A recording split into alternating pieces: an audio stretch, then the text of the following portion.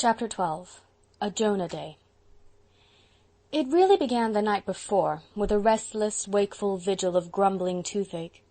When Anne arose in the dull, bitter winter morning, she felt that life was flat, stale, and unprofitable. She went to school in no angelic mood. Her cheek was swollen and her face ached. The schoolroom was cold and smoky, for the fire refused to burn, and the children were huddled about it in shivering groups. Anne sent them to their seats with a sharper tone than she had ever used before. Anthony Pye strutted to his with his usual impertinent swagger, and she saw him whisper something to his seatmate, and then glance at her with a grin. Never, so it seemed to Anne, had there been so many squeaky pencils as there were that morning, and when Barbara Shaw came up to the desk with a sum, she tripped over the coal scuttle with disastrous results. The coal rolled to every part of the room, her slate was broken into fragments, and when she picked herself up, her face, stained with coal dust, sent the boys into roars of laughter. Anne turned from the second reader class which she was hearing. "Really, Barbara," she said icily, "if you cannot move without falling over something, you'd better remain in your seat. It is positively disgraceful for a girl of your age to be so awkward." Poor Barbara stumbled back to her desk, her tears combining with the coal dust to produce an effect truly grotesque. Never before had her beloved, sympathetic teacher spoken to her in such a tone or fashion, and Barbara was heartbroken. Anne herself felt a prick of conscience, but it only served to increase her mental irritation, and the second reader class remember that lesson yet, as well as the unmerciful infliction of arithmetic that followed. Just as Anne was snapping the sums out, St. Clair Donnell arrived breathlessly. "You are half an hour late, St. Clair," Anne reminded him frigidly. "Why is this?"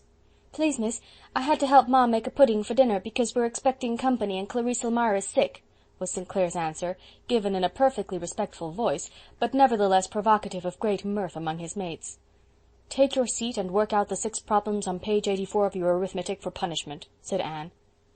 St. Clair looked rather amazed at her tone, but went meekly to his desk and took out his slate.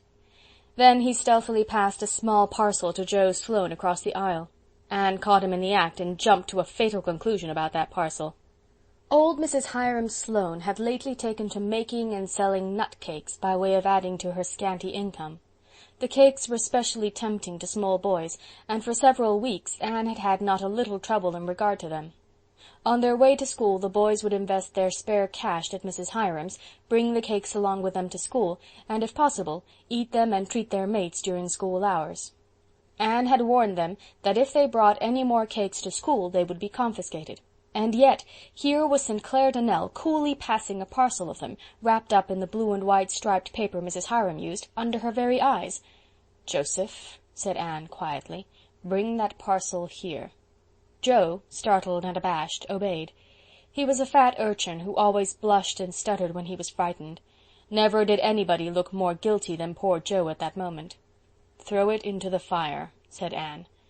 Joe looked very blank. "Please, miss," he began. "Do as I tell you, Joseph, without any words about it." But, miss, there," gasped Joe in desperation. "Joe, are you going to obey me, or are you not?" said Anne. A bolder and more self-possessed lad than Joe Sloane would have been overawed by her tone and the dangerous flash of her eyes. This was a new Anne whom none of her pupils had ever seen before. Joe, with an agonized glance at St. Clair, went to the stove, opened the big square front door, and threw the blue and white parcel in, before St. Clair, who had sprung to his feet, could utter a word. Then he dodged back just in time. For a few moments the terrified occupants of Avonlea School did not know whether it was an earthquake or a volcanic explosion that had occurred. The innocent-looking parcel, which Anne had rashly supposed to contain Mrs. Hiram's nut-cakes, really held an assortment of firecrackers and pinwheels, for which Warren Sloane had sent to town by St. Clair Donnell's father the day before, intending to have a birthday celebration that evening. The crackers went off in a thunderclap of noise, and the pinwheels, bursting out of the door, spun madly around the room, hissing and spluttering. Anne dropped into her chair, white with dismay, and all the girls climbed shrieking upon their desks. Joe Sloane stood as one transfixed in the midst of the commotion, and St. Clair, helpless with laughter, rocked to and fro in the aisle. Prillie Rogerson fainted, and Annetta Bell went into hysterics. It seemed a long time, although it was really only a few minutes, before the last pinwheel subsided. Anne, recovering herself, sprang to open doors and windows and let out the gas and smoke which filled the room. Then she helped the girls carry the unconscious Prillie into the porch, where Barbara Shaw, in an agony of desire to be useful, poured a pailful of half-frozen water over Prillie's face and shoulders before anyone could stop her. It was a full hour before quiet was restored, but it was a quiet that might be felt.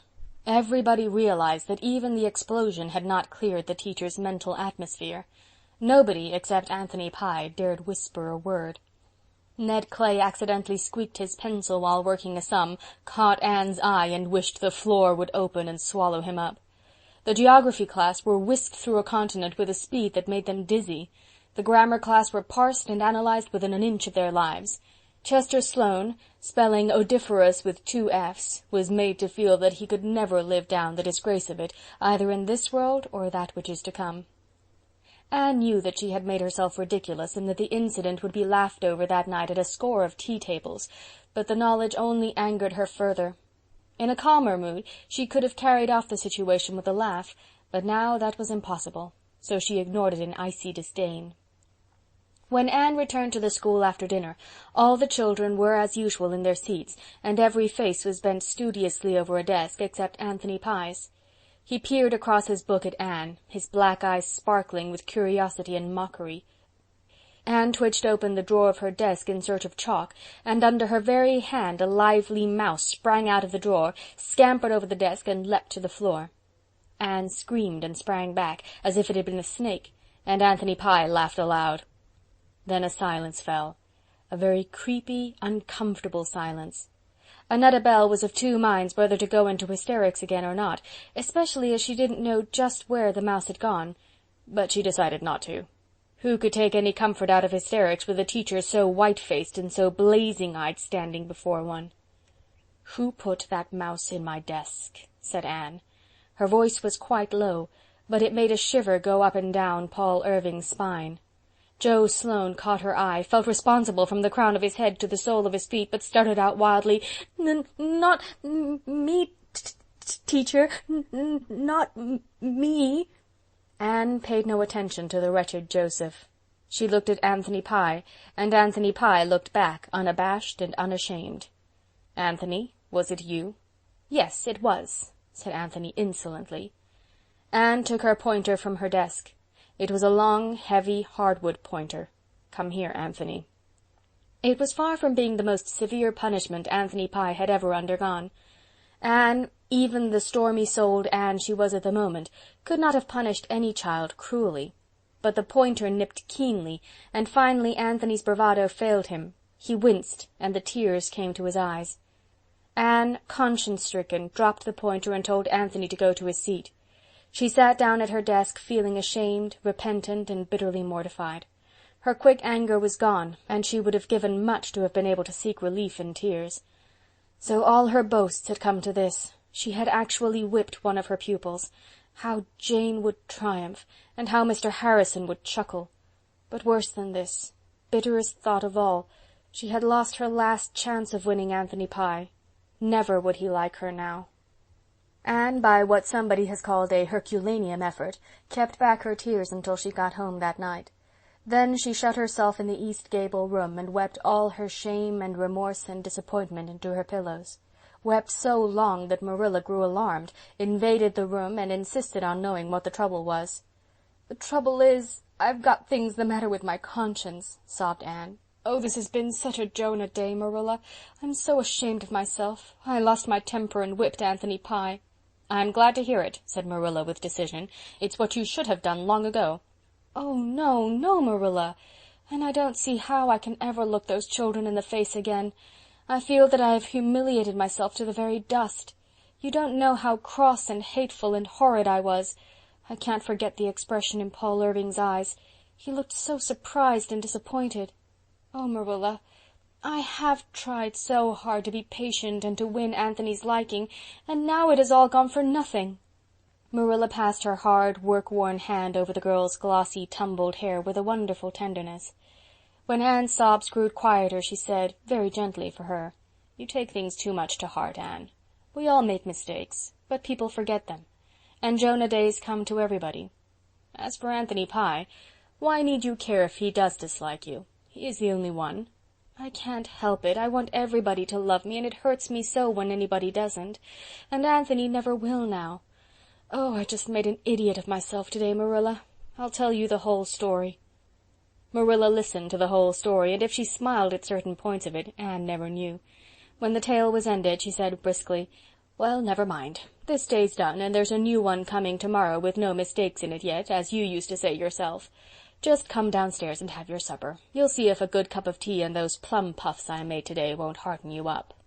"Plum puffs won't minister to a mind diseased," said Anne disconsolately, but Marilla thought it a good sign that she had recovered sufficiently to adapt a quotation. The cheerful supper table, with the twins' bright faces and Marilla's matchless plum puffs, of which Davy ate 4, did hearten her up considerably after all. She had a good sleep that night and awakened in the morning to find herself and the world transformed. It had snowed softly and thickly all through the hours of darkness, and the beautiful whiteness, glittering in the frosty sunshine, looked like a mantle of charity cast over all the mistakes and humiliations of the past. "Every morn is a fresh beginning, every morn is the world made new," sang Anne as she dressed. Owing to the snow, she had to go around by the road to school, and she thought it was certainly an impish coincidence that Anthony Pye should come ploughing along just as she left the Green Gables lane. She felt as guilty as if their positions were reversed, but to her unspeakable astonishment, Anthony not only lifted his cap, which he had never done before, but said easily, "Kind of bad walking, ain't it? Can I take those books for you, teacher?" Anne surrendered her books and wondered if she could possibly be awake. Anthony walked on in silence to the school, but when Anne took her book she smiled down at him, not the stereotyped, kind smile she had so persistently assumed for his benefit, but a sudden outflashing of good comradeship. Anthony smiled. No, if the truth be told, Anthony grinned back. A grin is not generally supposed to be a respectful thing, yet Anne suddenly felt that if she had not yet won Anthony's liking, she had, somehow or other, won his respect. Mrs. Rachel Lynde came up the next Saturday and confirmed this. "Well, Anne, I guess you've won over Anthony Pye, that's what. He says he believes you are some good after all, even if you are a girl. Says that whipping you gave him was just as good as a man's."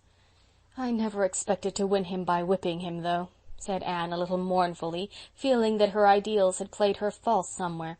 "It doesn't seem right. I'm sure my theory of kindness can't be wrong." "No, but the Pyes are an exception to every known rule, that's what," declared Mrs. Rachel with conviction. Mr. Harrison said, "Thought you'd come to it," when he heard it, and Jane rubbed it in rather unmercifully. End of chapter 12.